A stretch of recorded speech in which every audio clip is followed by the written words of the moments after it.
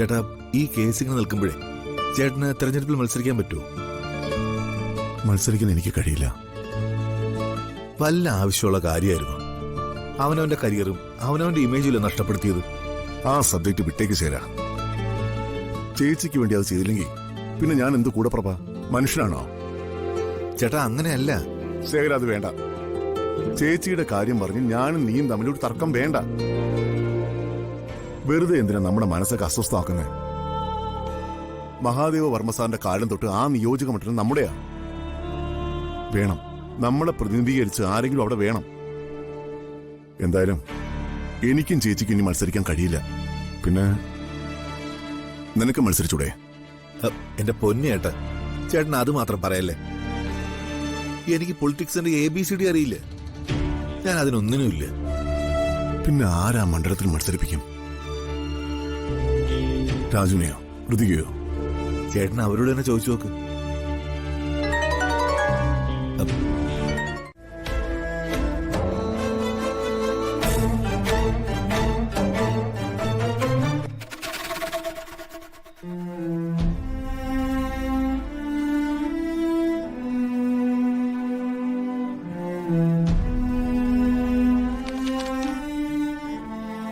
ഞാൻ ഒരുപാട് ആഗ്രഹിക്കുകയും ബഹുമാനിക്കുകയും ചെയ്യുന്ന മനുഷ്യനാണ് അദ്ദേഹം. അദ്ദേഹത്തെ കണ്ടുമുട്ടുമെന്ന് ഞാൻ ഒരിക്കലും കരുതിയില്ല. പക്ഷേ ദൈവം എനിക്കതിന് ഒരവസരം ഒരുക്കി.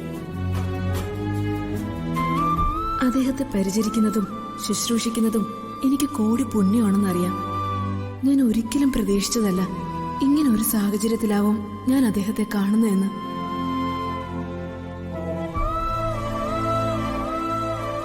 ഇതെഴുതുമ്പോ അദ്ദേഹത്തെ ഓർത്ത് എന്റെ ഹൃദയം വിങ്ങുകയാണ്. എന്റെ കണ്ണുനീര് എനിക്ക് അടക്കാനാവുന്നില്ല.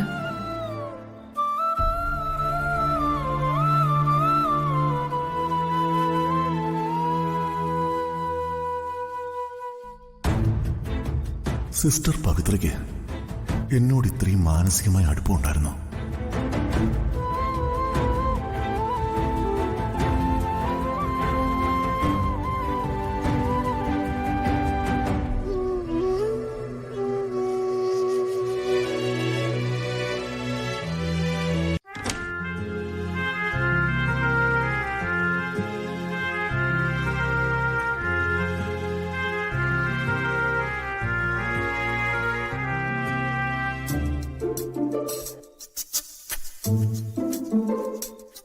മോളെ, രാജു, ഞാൻ പേടിച്ചു പോയല്ലോ. ഋതു സ്വപ്നം കണ്ടോണ്ടിരിക്കായിരുന്നോ? അതെ, സ്വപ്നം കണ്ടോണ്ടിരിക്കായിരുന്നു. ഈ സ്വപ്നം. ഇത് സ്വപ്നമല്ലല്ലോ, വർമ്മ സാറിന്റെ അമ്മയുടെയും ഫോട്ടോ അല്ലേ? ഇതാ രാജു, എന്റെ സ്വപ്നം. ഇനിയുള്ള ജീവിതകാലം മുഴുവനും ഇവരൊരുമിച്ച് സന്തോഷത്തോടെ ജീവിക്കണം. രാജുവിന്റെ സഹായത്തോടെ ഈയൊരു ലക്ഷ്യം ഞാൻ നിറവേറ്റും. ഇക്കാര്യത്തിൽ ആദ്യമേ റെഡിയായി ഇറങ്ങിയത് ഞാൻ തന്നെയല്ലേ? അല്ലെന്ന് ഞാൻ പറഞ്ഞില്ലല്ലോ. ആ, ഈ പരസ്പരം പിരിഞ്ഞു നിൽക്കുന്ന മാതാപിതാക്കളെ ഓർത്ത് എനിക്ക് പലപ്പോഴും ദേഷ്യം വരാറുണ്ട്.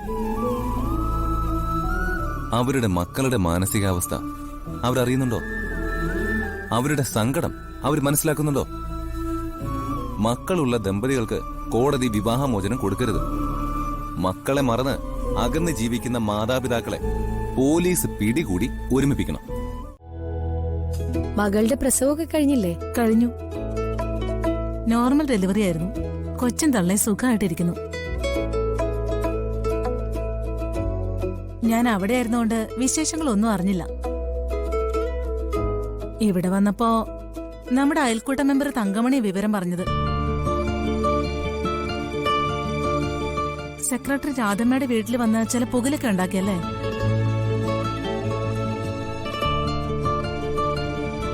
എന്നാൽ എന്തൊരു മകളല്ലേ ഈ ശ്രീലക്ഷ്മി. ഹരീഷും രുക്മിണി എന്തോ ആയിക്കോട്ടെ, അവര് പിന്നെ ഏത് തരക്കാരാണെന്ന് നമുക്കറിയാം. എന്നാലും ശ്രീലക്ഷ്മി നിങ്ങളുടെ മകളല്ലേ? ഒരമ്മയുടെ മകള് ഇങ്ങനെയൊക്കെ പെരുമാറോ? രാധമ്മ വിഷമിക്കണ്ട. ചില മക്കൾ ഇങ്ങനെയാ, ഭർത്താവിനോടും അവരുടെ വീട്ടുകാരോടും ചേർന്ന് അമ്മയും അച്ഛനെയും തള്ളിപ്പറയും. ഒരു ഉപദേശക്കാരി വന്നിരിക്കുന്നു. ശ്രീലക്ഷ്മി അങ്ങനെയൊക്കെ പെരുമാറിയത് അവളുടെ കൊച്ചിനെ നഷ്ടപ്പെട്ടിട്ട. ഞങ്ങൾ കഴിഞ്ഞ ദിവസങ്ങളിൽ അനുഭവിച്ച വേദന സാവിത്രിക്ക് അറിയോ? ഒഴുക്കിയ കണ്ണീരെത്രയാണെന്നറിയോ? വേണുവേട്ടനും രാജും എന്റെ ഋതുമോളും കൂടെ ഇല്ലായിരുന്നെങ്കിൽ ഞാനിന്ന് ജീവിച്ചിരിക്കില്ലായിരുന്നു. രാധമ്മ ക്ഷമിക്കേ, ഞങ്ങളൊക്കെ കൂടെയില്ലേ രാധമ്മേ? മക്കളും രക്തബന്ധമൊന്നുമല്ല, സ്നേഹമുള്ളവരും മറ്റു പലരുമായിരുന്നു. ആ മക്കളുടെ സ്നേഹമൊക്കെ ഒരുവിധം കണക്കാ.